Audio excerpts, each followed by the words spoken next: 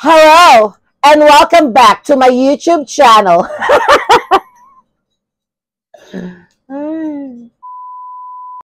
Well, hi there, kings and queens. I'm back again for another video at bigla nagbago yung intro ko, diba? And as traditionally, magbabasa na naman ako sa harapan ninyo. And for today's episode, pag-uusapan naman natin ang mga selected tweed jacket collection ko. Dahil sa matagal ko nang gustong ipakita at ikwento sa inyo ang mga jacket na ito. Pero bago ang lahat or before anything else, magkakaroon muna tayo ng mini haul ng mga binili ko sa shane.com.ph. Kaya stay tuned mga kings and queens!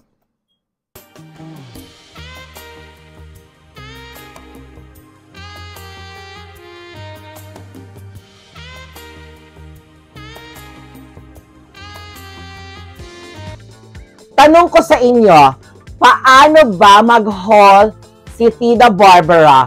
Well, kung kilalang-kilala ninyo ako, mga kings and queens, laging merong bags ang aking haul dahil favorite collection ko ang bags aside sa watches. Ayan, ito pala yung watch ko. Ayan. So, ito ang nagparami ng aking haul for today's video and hindi ko napapahabain itong haul na ito kasi hindi ito yung ating main topic. Sisingit ko lang kasi sayang naman. And actually, I have 3 bags here, but ito muna dalawa yung ipapakita ko. Ayan. This one and this one. But first, unahin na natin itong black bag na ito. This bag is from Michael Kors and binili ko to sa Shopee for a pre-love market. Kung magtataka kayo, baka fake ito, well, original siya and kinilatis ko itong mabuti at wala namang fake na gagasta ng pagkalaki-laking tawag niyan, presyo para lang sa manloko ng tao. And yung seller nito, sa kanya talaga galing to. And ang tawag doon, sa kanya galing yung bag na ito na ano na tawag yan, declutter niya. Ayan. And meron na itong mga laman. Ayan, na mga things na bagay lang naman sa aking daily basis or pwede na rin naman sa mga night out events, yan, na hindi masyadong malaki yung bag. Pero magkakaroon tayo ng another, tawag yan, topic about sa bag na ito kasi marami na akong collection ng bag na ganitong style na may chain and kilted. Ayan. Then, let's go to ayan. This bag, ginaya nila yung style ng Yosefi. But, this one is from shane.com.ph and maganda naman siya kahit papano and pwede na, diba? Kung medyo short kayo sa budget, gumamit na lang kayo ng mas affordable but still fashionable things like this. Ayan, diba? And then, ganda ng color niya and then smooth leather siya. And maraming na ilalagay. Yan. Surprisingly, marami talaga siyang nalalagay. Kahit payong ko na maliit, kayang-kaya niya. And the final bag na meron ako is this one, this cutie patuti na meron siyang strap para ma-crossbody ko. And this style came originally from Jacquemus. Yeah, Jacquemus. Pero since ang mahal-mahal ng Jacquemus, isipin mo, mga nasa 40 to 50,000 yung mga maliliit na bags nila. Pero I don't know bakit lahat ng mga celebrities, basta pag may LV at may Hermes, kailangan may Jacquemus, yung kanilang mid-range na bag. Na pagkaliit-liit naman na almost ano lang mailalagay, cards and lipstick lang. Another purchase of mine, ay munti ko nang makalimutan. But this one, almost a bag, but hindi siya bag actually. This is called Minodori. Ayan. Charan. This shell gold na Minodori na bagay sa mga formal events or di ko alam kung pwede rin to sa mga night outs like pupunta ka sa opera house o diba, napaka-social. And this one is made of acrylic and napaka-limited lang talaga ng mailalagay mo sa bag na ito, which is cards and lipstick lang yata. Pwede rin naman yung powder. Yeah. Yun lang, yung phone ko hindi siya kasya dito. But gagamitin ko to for my birthday as my bag. This one called a Minauderie also from Shein.com.ph. May mga nagtatanong sa akin, bakit nga ba lagi may .com.ph yung Shein? Or bakit Shein nga ba yung tawag ko? Wala, mas komportable lang akong tawagin siyang Shein kaysa Shein. And mas gusto ko may kadugto na .com.ph. Wala lang, Shein.com.ph. Parang chika lang, .com.ph. And bago ko makalimutan, bago ako mag-proceed sa ibang items, bumili ako ng socks. Kasi meron ako pagbabagayan nito na shoes and dress na naka-bra ko. And hindi ko na muna sasabihin bakit. Ayan, ito yung socks. High socks siya actually. And parang naisip ko lang, gusto ko lang magpaka-ala Prada Spring Summer, ala Prada Fall Winter 2008. Parang ganon. So, let's proceed sa mga shoes. Ayan, and alam nyo na, this one is so really elegant na shoes na hindi siya nakakasakit ng tiil dahil sa black heels niya and hindi masyadong kataasan. And aside doon, since sling back yung niya, yung likod niya, hindi rin siya ang tawag doon, gas-gas ng, kasi sa Bisaya, that is called buol. Ayan. Sa Ilonggo. Ayan. Kasi Ilonggo kami. Ayan lang. So, napaka-soft and comfortable na shoes ito na inspired of Chanel. And the last item that I bought is these red shoes. Also from Shein.com.ph. Yeah. It's a flat form and a black heels na may pagka-school shoes yung dating, but in red, in patent leather na red. Ayan. So cute, diba? So, ayan. Maybe ito yung shoes ko for my birthday together with my red dress and my earrings like this. So elegant. Sabi nila, napaka-elegant ko daw. Manamit. Well, sabi ko, alam mo, choice nyo yan, kung ano ang gusto ninyo maging tingin sa inyo ng mga tao. And kung sa tingin mo tama, maging elegant, siguro naman re-respetuhin ka ng kapwa-tao mo. And syempre, pati pag-uugali mo rin, 'di ba? Hindi naman pwede na nagmumura ka, nagagalit ka, yan. So, ayun lang yung ating mini haul for today. And let's proceed to our topic. Stay tuned! Let's proceed sa much-awaited and anticipated episode na ito. Tulad ng mga pinagpo-post ko sa Facebook and Instagram na mga jackets na yan. Yan, di ba? And may mga tao din na nagtatanong bakit daw hindi ako gumawa ng TikTok. Ayoko kasi makalimutan na naman yung mga password na yan and mas-stress lang ako. So, shall we start sa ating topic? Kahit noon pa man, mahilig na ako sa blazer. But noon, made of cotton or polyester lang ang gamit ko. Dahil mainit sa labas ng school namin. Siyempre, aircon nga sa loob, pero paglalabas ka naman, maglalakad ka, mainit, diba? So, dapat yung mas breathable na fabric yung gamitin natin. Kaya ganun madalas ang gamitin ko sa Pero nung tumaba ako, ouch, pinamigay ko na yung mga blazer na yan kasi hindi ko na siya magagamit and mas magagamit pa ng mga mas nangangailangan yan. Nakakatuwa kasi kung hindi polo na iba't ibang designs and embroideries ang nakasabit sa cabinet ko, ang iba't ibang kulay at materials ng mga blazers ang nakasaabit sa aking wooden hangers. To cut the story short, in 2010, I started to fascinate sa story ni Chanel, as in talaga naging Crayola ako. Siguro maging sensitive lang ako nung first time kong pinanood yon. And si Chanel kasi ang nagpasikat ng tweed jackets for women na may iba't ibang mixed materials and designs. Lalo na sa mga collection si Karl Lagerfeld for House of Chanel. Kasi, syempre, nag-evolve na yung panahon. Dapat kung ano yung need sa panahon na to, makasabay yung Chanel. Ang gaganda kasi, something's irreplaceable and unique for today's fashion. Kaso, sobrang mahal ng Chanel jackets. Some says na ang materials daw nila kuminsan ay pareho lang sa mga fast fashions na mas mura pa. O see?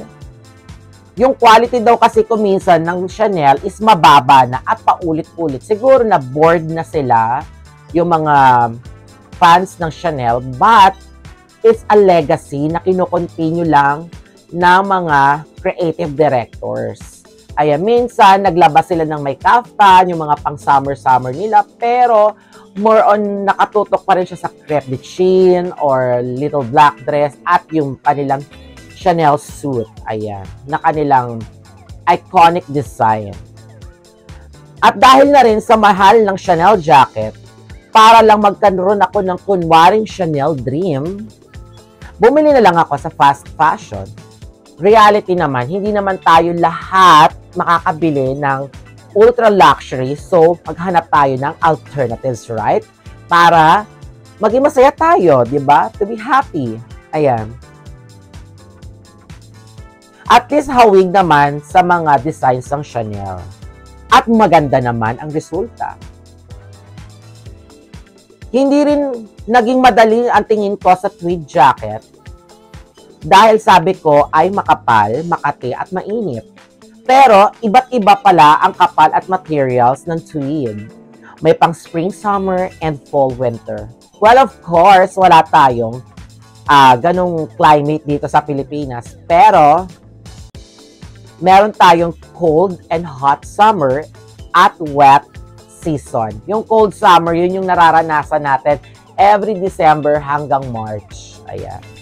At siguro naman, uubra na rin naman ang jacket ko sa lamig ng Cordillera. Pwede na, diba? Iniisip ko din noon na masyadong social ang forma ng tweed jacket. Pero sa panahon ngayon, marami na rin mga bata na nagsusuot niyan, diba? Lalo na yung mga gumagaya sa mga Korean style, ganyan. At nainganyo na rin naman ako na magsuot, pero hindi inspired ng mga K-pop something.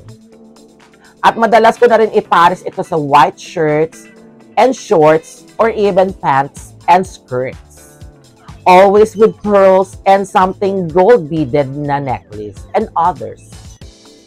Sa akin, at bihira na rin ako maghanap ng style na ibang style na hahanapin ko, kundi yun na lang yung lagi kong sinusuot na iba't ibang jacket lang. And tara, umpisahan na natin ang ating haul or ating archives. Nagpunta ko sa palengke, doon sa Baboyan, kung saan ka nararapat. Ayusin ko lang to, ha. Okay. Go! Yan. Umpisahan na natin ang ating archive, and I have a cellphone here kasi gusto kong namomonitor yung aking pagdidescribe. Ayan. Okay. First is itong green na jacket from Zara. Actually, binili ko to 2019 pa, before mag-pandemic. And that time, medyo masikip siya sa akin. Partida ha, 2XL na to or XXL na to, pero medyo masikip pa. But, now, okay na siya sa akin and hindi na ako hirap. And ang ganda kasi ng pagkakatwid niya, para talagang mga tas pa talaga siya. And yung aking hairdo na may flowers. Okay, are you ready para sa ating next jacket? Okay, ayan na. This one naman is from Mango. Actually, mahaba yung pinagdaanan namin ng jacket na ito kasi yung card ko hindi naka-access para sa, or hindi naka-activate para sa online shopping. Pero, nung hindi ko nga siya nabili, bumili ako ng iba sa MOA. Talagang sinugod ko yung MOA na wala naman sa balak namin. And, nung naayos na yung tawag niyan, yung card ko na naka-activate na, pinurchase ko na siya ulit kahit ang mahal niya. Okay, moving on naman dito sa pangatlo. This one is a red jacket or red tweed from Shopee. Hindi ko alam, nakalimutan ko pa sa Chinese yung pangalan ng store. Tapos, ang kinaganda niya, merong cotton and lining. So, may only lining. Tapos, yung pinili ko, cotton. And kahit na medyo masikip siya, comfortable siya suotin kasi ang lambot-lambot niya and ang ganda ng ano niya ng pagkaka-design ng tweed, pero hindi nga lang kasing ganda ng mga nasa Mango or mga nasa Zara kasi mas mura naman kasi siya, di hamak niya. And then that is from Shopee. Okay, moving on to our fourth jacket na meron ako dito. Ayan. Ito yung sagot kanina do sa Mango kasi yung Mango na red-black kasi this one, dapat bibilin ko talaga yung Mango but hindi nga naka-activate yung card ko that time. Kaya sumugod ako ng MOA, makabili lang talaga ng tweed jacket na to. Halos maluwa-luwa ako kasi parang na-disappoint ako. Pero after naman ng ilang weeks, siguro mga 2 weeks, pinunta ko yun sa sa bangko ko. Then inactivate nila yung online purchasing. And binili ko nga yung Mango. And ito namang may mga sequins na to, may mga leather trim siya, makintab siya, maganda, pwedeng pang gym. Actually, pinang-gym ko naman talaga yung mga yan. And walang ko kontra kung bakit ganyan yung mga pinang-gym ko kasi yun ang statement ko. Oh, ito namang pink na tweed na may black trimming. Napaka-komportable niya at saka di ko masabi kung tailored talaga yung sleeves niya kasi wala siyang padding. Pero it's so beautiful and talagang swak na swak siya sa katabaan ko. Ayan, sabihin ko na nga lang, katabaan ko. And may mga ribbons yan kaso tinanggal ko na lang kasi natatanggal yung mga bling. Kasi it's from Shane.com.ph. Medyo hindi nga lang maganda yung mga tahe ng Shane, ayan, sa mga botones and sa mga bling. And that's my fifth na jacket from Shane.com.ph. Ito naman, it's from Zara. Also from Zara, tulad ng green. Pero ito may lapel. Pag sinabing lapel, yung parang kwelyo sa blazer, ayan. Binili ko to, out of the blue kasi bumili talaga ako ng bag. Kaso nga lang, yung bag, naka-sale talaga ng bonggang-bongga. And sobra-sobra pa yung pera ko. So sabi ko, tingin-tingin muna ako sa Zara. And nung nagtingin-tingin ako sa Zara, ito yung nagkasya sa akin.